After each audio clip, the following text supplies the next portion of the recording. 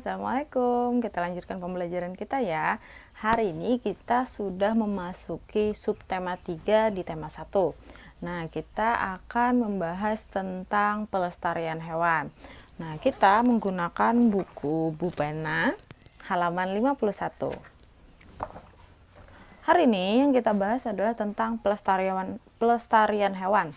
Nah, makhluk hidup memerlukan tempat tinggal untuk hidup dan berkembang biak. Tempat tinggal makhluk hidup itu disebut dengan habitat. Nah, habitat tempat tinggal makhluk hidup itu misalkan hutan. Nah, itu adalah contoh dari habitat makhluk hidup yang alami. Hutan harus kita jaga agar hewan dan tumbuhan yang tinggal di dalamnya dapat melangsungkan hidupnya. Nah, ada beberapa nih hal-hal yang sangat penting kenapa kita itu harus melestarikan keberadaan hewan dan tumbuhan. Yang pertama adalah supaya tidak punah. Jadi ada beberapa spesies hewan dan juga tumbuhan yang sudah mulai sedikit. Kalau misalkan kita tidak melestarikannya, maka nanti dia akan punah dan tidak akan ada lagi spesies itu. Lalu yang kedua adalah dapat dimanfaatkan oleh manusia sebagai bahan makanan. Nih, kalau untuk hewan dan tumbuhan pasti dijadikan atau dimanfaatkan oleh manusia sebagai bahan makanan. Misalkan kalau tumbuhan bisa kita ambil umbinya, lalu misalkan daun, lalu buah. Nah, itu kan kita ambil, kita manfaatkan dari si tumbuhan. Lalu kalau untuk hewan, biasanya kan kita ambil dagingnya untuk bisa kita konsumsi atau kita makan. Lalu yang ketiga adalah menjaga keseimbangan ekosistem antara produsen dan konsumen. Jadi di sini menjaga keseimbangan ekosistem antara produsen, berarti produsen itu adalah yang memproduksi makanan, misalkan kayak tumbuhan, itu adalah yang memproduksi makanannya, dan konsumen yang mengonsumsi, contohnya hewan yang mengonsumsi tumbuhan, lalu kita yang mengonsumsi tumbuhan. Itu harus ada menjaga keseimbangan supaya tetap seimbang antara yang memproduksi dan juga yang mengonsumsi. Lalu yang keempat adalah dapat dimanfaatkan sebagai sumber belajar untuk mengembangkan ilmu pengetahuan. Ini kita ambil contoh aja hewan-hewan dan juga tumbuhan yang sudah mulai langka, yang hampir punah. Itu biasanya kan kita jadikan sebagai alat atau bahan untuk mengembangkan ilmu pengetahuan. Kita ambil contoh aja seperti harimau Sumatera atau misalkan jalak Bali. Nah, itu kan kita pelajari bagaimana bentuk fisiknya, lalu apa yang dimanfaatkan orang. Nah, misalkan tuh. Nah, itu bisa kita jadikan sebagai pengembangan ilmu pengetahuan. Nah, kalau misalkan sudah punah, bagaimana kita bisa mempelajari atau mengembangkan ilmu pengetahuannya? Kan tidak bisa. Sedangkan kita harus bisa melihat objeknya langsung. Nah, di sini ada beberapa upaya-upaya yang dapat dilakukan untuk melestarikan hewan. Ada memahami pentingnya pelestarian hewan. Nah, kita harus tahu dulu seberapa penting kita melestarikan yang namanya hewan, apalagi hewan langka. Nah, untuk dapat melestarikan hewan, kita harus memahami cara merawatnya dengan baik. Kita harus tahu dulu bagaimana cara merawat hewan itu dengan baik, yaitu misalkan dengan cara pemberian makanan. Lalu yang kedua adalah ukuran kandang. Dan yang ketiga adalah menjaga kebersihan hewan dan juga kandangnya. Contoh jenis makanan. Kita harus menyesuaikan dulu hewan apa yang kalian pelihara, jadi kita harus menyesuaikan bagaimana cara merawatnya. Contoh, kalau misalkan hewan yang mau kita lestarikan itu adalah hewan karnivora, berarti dia kan harus mempunyai jenis makanan daging-dagingan. Lalu misalkan yang omnivora berarti harus tumbuhan. Bukan tumbuhan, tapi apa? Kalau omnivora kan pemakan segala ya. Nah, kalau untuk pemakan segala, misalkan biji-bijian atau misalkan daging juga bisa. Lalu herbivora. Nah, untuk herbivora itu misalkan tumbuhan. Nah, itu kan jadi kita harus tahu dulu jenis makanannya. Lalu ukuran kandang yang disesuaikan juga dengan bentuk tubuh si hewan ini. Jangan misalkan mau memelihara gajah misalkan, tuh kan perlu yang besar tuh.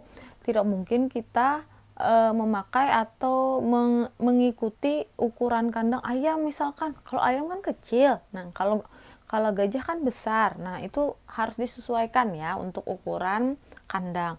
Selain itu juga kebersihan hewan dan juga kandangnya. Nih kalau misalkan di rumah itu biasanya kan ada kucing. Nah, kucing itu harus diperhatikan dulu kebersihannya. Contohnya, kebersihan kucing dari kutu-kutu. Nah, itu kan makanya biasanya dimandikan setiap minggu, lalu misalkan dibawa ke dokter kah untuk menghilangkan kutu-kutu itu. Nah, itu berarti sudah menjaga kebersihan kucing atau hewan. Lalu kandangnya juga harus dibersihkan. Setiap hari biasanya kan dia pup. Nah, yang pupnya itu harus dibersihkan, jangan malah dibiarkan aja, nanti itu akan mengundang kuman-kuman dan bakteri masuk atau menginfeksi si hewannya itu. Selain itu juga tempat makan dan minumnya juga harus dibersihkan setiap hari. Nah, lalu jika hewan tersebut adalah hewan langka, ini biasanya hewan langka itu kan yang sudah hampir punah. Kita tidak boleh mengusik keberadaan hewan tersebut serta menjaga mereka untuk hidup di habitat aslinya. Selain itu, kita juga harus mendukung aktivitas pelestarian hewan langka. Contohnya, kalau misalkan kita sudah ada mempunyai hewan langka, sebaiknya kita tidak memeliharanya langsung di rumah, tetapi kita serahkan ke lembaga yang berwenang, yaitu BKSDA atau Balai Konservasi Sumber Daya Alam. Konservasi itu adalah yang merawatnya. Jadi di situ balainya ini adalah lembaga yang memelihara hewan-hewan langka untuk bisa dikembangbiakan kembali supaya ada anakan baru. Jadi mereka yang merawatnya. Jadi kita itu kalau misalkan ada mempunyai kayak monyet, misalkan ada yang merawat monyet itu kan biasanya sudah tidak diperbolehkan lagi sekarang. Jadi itu bisa dibawa ke BKSDA ini untuk dirawat di sana. Selanjutnya adalah membuat tempat penangkaran untuk hewan langka.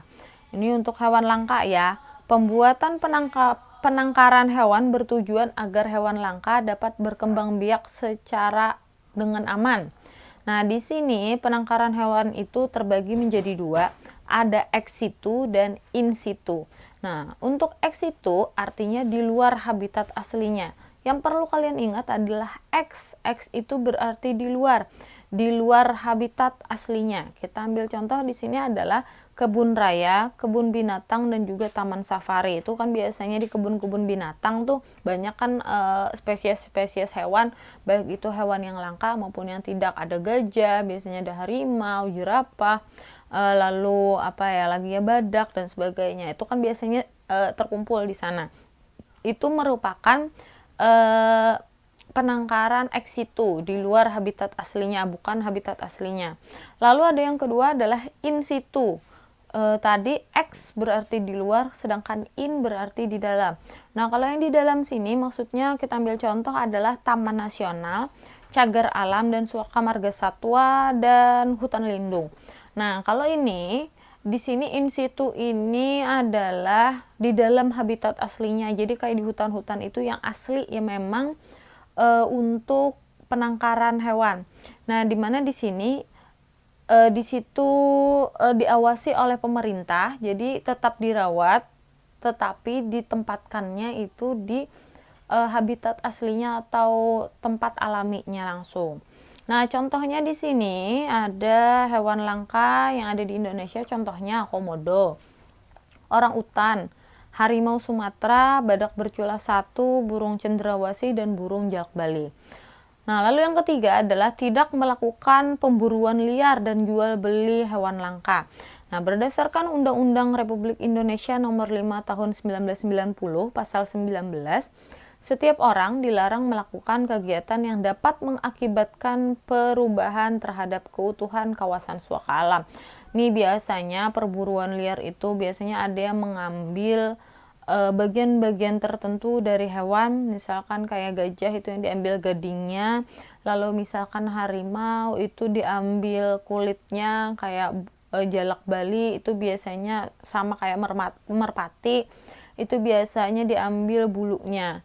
Nah, itu yang tidak diperbolehkan, makanya ada undang-undangnya tentang perburuan liar dan juga jual beli hewan langka ini. Jadi kalau misalkan sudah kena pasal itu biasanya ada tindakan hukumnya. Jadi jangan sampai jangan sampai melakukan perburuan liar ini hanya untuk mengambil keuntungan diri sendiri. Nah, mungkin itu saja ya penjelasan dari Ustazah. Assalamualaikum.